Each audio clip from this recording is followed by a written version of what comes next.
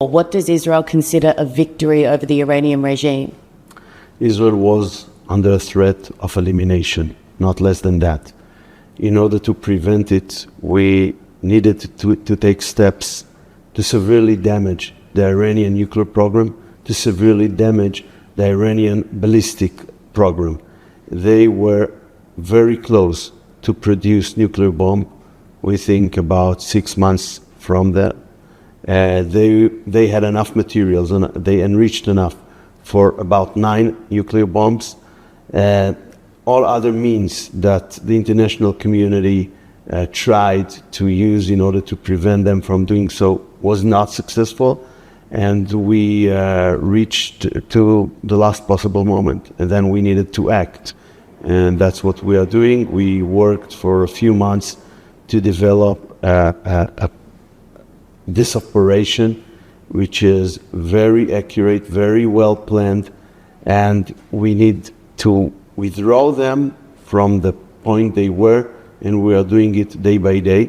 And we now have the ability that our Air Force can relatively freely, above Tehran, act in order to target these nuclear sites connected to the nuclear plant, strategic ammunition, and so on. We are, I think, day 3 now of this mission. How close are you to completing your objective? How much damage have you done, and when is it enough?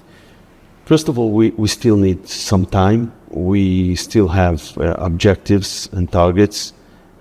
We severely damaged the nuclear program, and not only by hitting the facility and the towns, the nuclear facility, not only by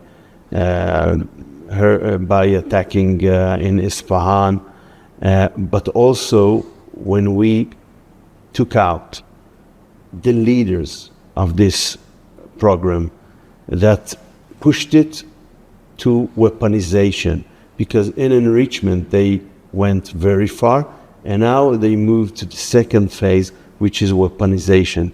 And this is something that will stop them for a while. We are not in a position today to say we destroy everything. We still have work to do, but this is very significant steps we took. Do you require American assistance to complete your objectives in this war? Do you need their arsenal to get underground in Bordeaux? Well, when we decided going to this operation, we decided on an Israeli operation. We didn't took into consideration, but it's for other states to decide what they're doing. The U.S. is a sovereign country. They will decide their decisions. We can only be thankful for the help that America is giving to us, defending our country. But we will do, Israel will do whatever we can do. There's nothing we will save in order to guarantee the future of the state. When the Iranian regime hits back, they don't do what you do. They don't go for specific military targets. They don't go they go for civilians. They go for families, children in their bed. You knew this, didn't you? But this is something that you had to accept because this was existential. Is that correct? First of all, we knew what will happen. We knew we will face very difficult days. We knew we will have casualties. They deliberately target civilians. By the way, it is connected to a theory they have, and it is a mistaken one, like Nasrallah had in the past, that the Israeli people are not strong and will be break under these attacks. You are here, you know, you speak with the people. People here are very strong, very supportive for the action we took. Understanding it is very important to our future here, so that will fail. it's terrible that we don't hear enough from international community this strong condemnation for a tragedy for a country, a member in the UN, a big country, by the way, 75 times than Israel, population 10 times as Israel, but it's. I mean, I cannot say it's normalized, but at least it is not clearly rejected by international community.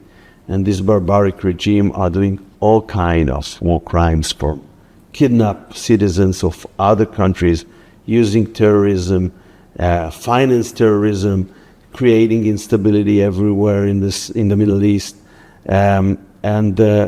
we saw also only previous week when they have the IEA reports on their nuclear program, criticized their violations, stating they are in a situation of non-compliance.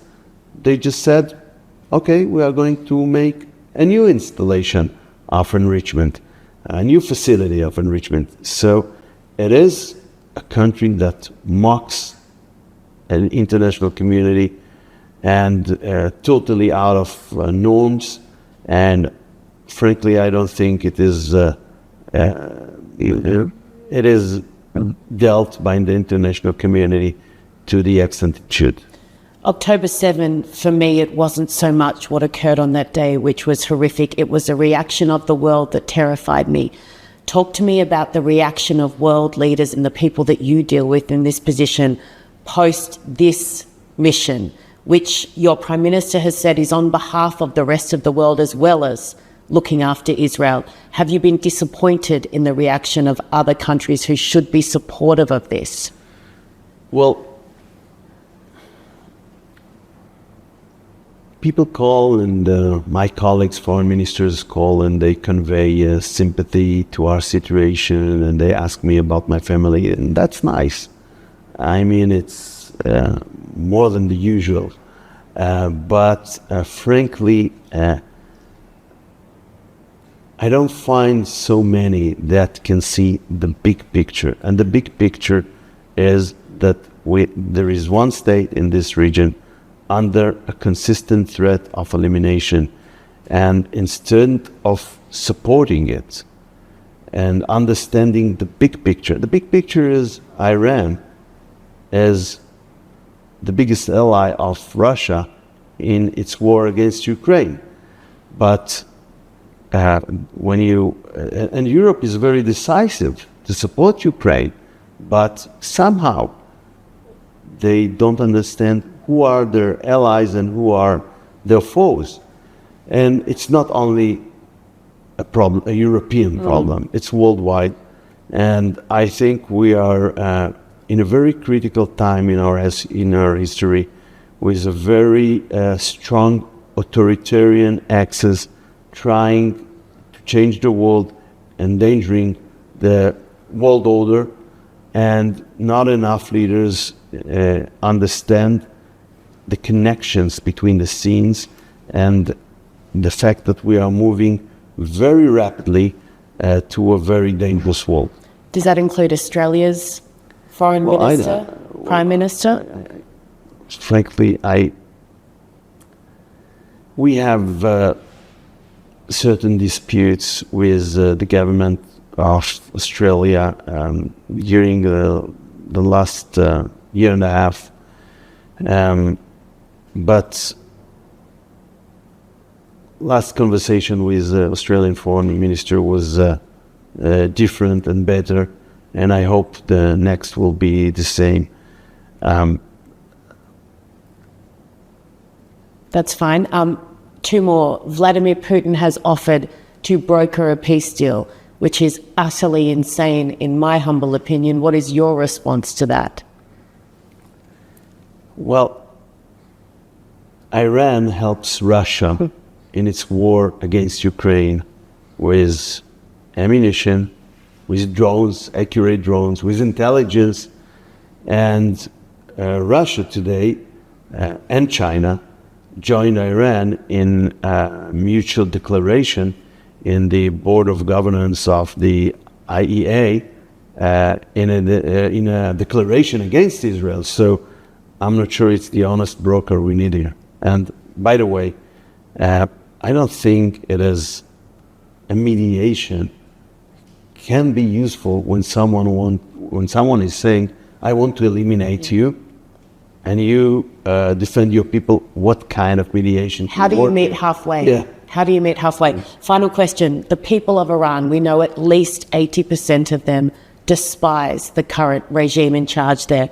What do you say to the people of Iran who now have potentially the best opportunity in their lifetime to take their country back? To the people of Iran, I say, you are not our enemy. We are not yours. We used to have great relations with the people of Iran before the Islamic Revolution of 1979. I believe that we will reach days when we'll be in a great relations. I'm sorry for you that you have this kind of tyranny oppressing you, taking your liberties, and I hope that you will be able one day to get rid of that. And we know that historically that's the end of all tyrannies. It's not our objective in this war. We defend our security and our interests. It's in the hands of the Iranian people. But for the Iranian people, I only wish good things. Thank you so much, Foreign Minister, for your time. Really appreciate it. Thank you, Irene. Thank you.